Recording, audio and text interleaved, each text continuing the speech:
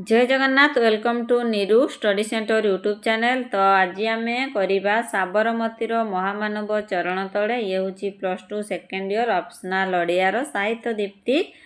तो लिखिं गोदावरीश महापात्र साबरमतीर महामानवर चरण तलर प्रश्न उत्तर क आउ ख विभाग आम गत क्लास रे करि सारिथिले। तो आज आम करबा ग नंबर प्रश्न उत्तर। ठीक अछि, ग नंबर प्रश्न उत्तर क्षुद्र उत्तरमूलक 2 नंबर विशिष्ट प्रश्न। ये होची 2 नंबर विशिष्ट प्रश्न। तो दुईटी वाक्य रे उत्तर लिखिबा पई पड़िबो। लेखा और लेखकंक पई रहिची 1 नंबर आउ प्रश्नर उत्तर पई रहिची 1 नंबर। ठीक अछि, ताले लेखा और लेखकंक पई रहिची 1 नंबर आउ प्रश्नर उत्तर पई रहिची 1 नंबर। तेणुक लेखा और लेखकंक ना लिखिबा पई केतेबेले भी भूलिबो नाही। लेखा और लेखकंक ना सब बड़े लिखिबो। ठीक अछि, ताले प्रश्न उत्तर करिबा पूर्वरु चैनल ले जदि नुआ आसी चैनल को सब्सक्राइब करि दियंतु और पाखरे थिबा नोटिफिकेशन बेल को क्लिक करि दियंतु। ठीक अछि, ताहले आसंतु करिबा 1 नंबर प्रश्न कोन कहिची। कोटि जनमन वंदना गान प्रवाह चले कोउठी। तो कोटि जनमन वंदना गान प्रवाह चले कोउठी। ताले एठी लेखक किए, लेखक होउचंती गोदावरीश महापात्र। ये आसीची कोउठू ना आसीची साबरमतीर महामानवर चरण तळु आसीची। लिखिचंती गोदावरीश महापात्र। तो कोटि जनमन वंदना गान प्रभाव चले कोउठी ना गांधीजींकर पाद तले। ठीक अछि, 2 नंबर क्वेश्चन कहिची द्रुशतवतीर शांत तटर विशेषत्व कौन। कविता साबरमतीर महामानवर चरण तले कवि गोदावरीश महापात्र। ताले द्रुशतवतीर शांत तटर विशेषत्व कौन। एही नदी तीरे प्राचीन मुनि ऋषि माने मानव जातिर मंगल पाई अनेक यज्ञ करथिले। से होची द्रुशतवतीर शांत तटर विशेषत्व। 3 नंबर प्रश्न कहिची केउ पथरे सेमाने जय तिलक घेनी जाइथिले। केउ पथरे जय तिलक घेनी जाइथिले। कविता साबरमतीर महामानवर चरण तले कवि गोदावरीश महापात्र।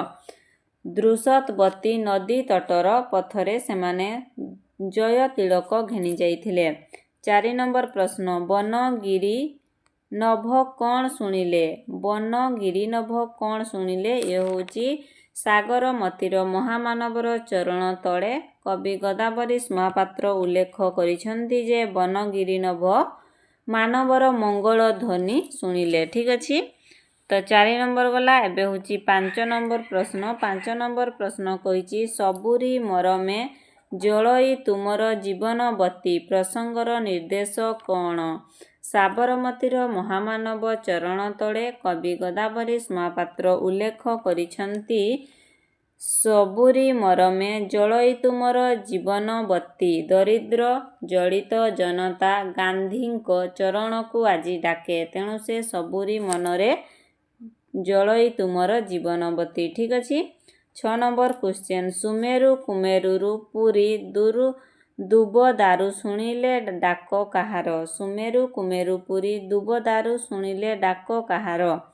कविता साबरमतीर महामानवर चरण तले कवि गोदावरीश महापात्र उल्लेख करिसंती सुमेरु कुमेरु पुरी दुबदारु शुणिले डाक गांधीजींकर डाक शुणिले। काहार डाक शुणिले ना गांधीजींकर डाक शुणिले। ठीक अछि, 7 नंबर क्वेश्चन कहिची बंधुक तीर तरबारी मुन काहींकी जड़ होई गला।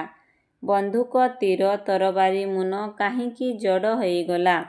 कविता साबरमतीर महामानवर चरण तले कवि गोदावरीश महापात्र उल्लेख करिसंती गांधीजींको आंगुली निर्देश रे भीषण झड़ जागी उठिथिला। तेणु बंधुक तीर तरबारी मुन जड़ होई गला। ठीक अछि, 8 नंबर क्वेश्चन एई सुविपुल विश्ववासी चमक चाहिए काहींकी। एई सुविपुल विश्ववासी चमक चाहिए काहींकी। कविता साबरमतीर महामानवर चरण तले कवि गोदावरीश महापात्र उल्लेख करिसंती गांधीजींकर पथ कंटकमय हेला नाना बाधाविघ्न रे सम्मुखीन हेले से। ମାତ୍ର ସେ କି ମନ୍ତ୍ର ପଢ଼ିଲେ କେଜାଣି ସବୁ କୂଳ ବିଶ୍ୱବାସୀ ତାକୁ ଚମକି ଚାହିଁଲେ। ଠିକ୍ ଅଛି। 9 ନମ୍ବର ପ୍ରଶ୍ନ, ସାବରମତୀର ମହାମାନବ କିଏ? ସାବରମତୀର ମହାମାନବ କିଏ?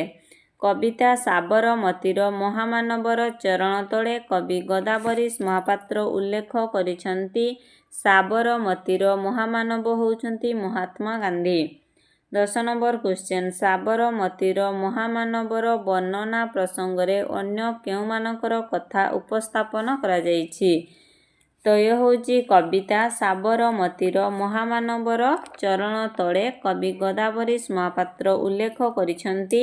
ସାବରମତୀର ମହାମାନବଙ୍କ ବର୍ଣ୍ଣନା ପ୍ରସଙ୍ଗରେ ଗୌତମ ବୁଦ୍ଧ, ଚୈତନ୍ୟ ଏବଂ ଦ୍ୱାରକା ଅଧିପତି ଶ୍ରୀକୃଷ୍ଣଙ୍କ କଥା ଉପସ୍ଥାପନା କରାଯାଇଛି। ଠିକ୍ ଅଛି। ତାହେଲେ ଇଏ ଗ ନମ୍ବର ପ୍ରଶ୍ନ ଉତ୍ତର 10 ନମ୍ବର ପର୍ଯ୍ୟନ୍ତ ସରିଗଲା। ଏବେ ଘ ନମ୍ବର ପ୍ରଶ୍ନ ଉତ୍ତର। ଘ ନମ୍ବର ମଧ୍ୟ ତ ଇଏ ହେଉଛି ଲଙ୍ଗ କ୍ୱେଶ୍ଚନ୍। ଯଦି ଆପଣମାନଙ୍କୁ ଲଙ୍ଗ କ୍ୱେଶ୍ଚନ୍ ମଧ୍ୟ ଦରକାର ତାହେଲେ ଆପଣ କମେଣ୍ଟ ବକ୍ସରେ କମେଣ୍ଟ କରନ୍ତୁ। କମେଣ୍ଟ ବକ୍ସରେ କମେଣ୍ଟ ଆସିଲେ ମୁଁ ଆପଣମାନଙ୍କ ପାଇଁ ଲଙ୍ଗ କ୍ୱେଶ୍ଚନ୍ ମଧ୍ୟ ନେଇକି ଆସିବି। ତ ଆଜିର ଭିଡ଼ିଓରେ ମୁଁ ଏତିକିରେ ରହିଲି। ପୁଣି ଏକ ନ୍ୟୁ ଭିଡ଼ିଓ ନେଇ ଆସିବି। ତ ଯଦି ଚ୍ୟାନେଲରେ ଆପଣମାନେ ନୂଆ ଆସୁଛନ୍ତି କିମ୍ବା ମୋ ଭିଡ଼ିଓ ଆପଣମାନଙ୍କୁ ଭଲ ଲାଗୁଛି ତାହେଲେ ଚ୍ୟାନେଲଟିକୁ ସବସ୍କ୍ରାଇବ୍ କରିଦିଅନ୍ତୁ ଓ ପାଖରେ ଥିବା ନୋଟିଫିକେସନ୍ ବେଲ୍କୁ କ୍ଲିକ୍ କରିଦିଅନ୍ତୁ। ଠିକ୍ ଅଛି। ଯଦି ଆପଣମାନଙ୍କର କିଛି ଡାଉଟ୍ ମଧ୍ୟ ଅଛି ତାହେଲେ କମେଣ୍ଟ ବକ୍ସରେ କମେଣ୍ଟ କରନ୍ତୁ। ତାହେଲେ ଆଜିର ଭିଡ଼ିଓରେ ଏତିକିରେ ରହିଲି। ପୁଣି ଏକ ନ୍ୟୁ ଭିଡ଼ିଓ ନେଇ ଆସିବି। ନମସ୍କାର, ରହିଲି। ଜୟ ଜଗନ୍ନାଥ।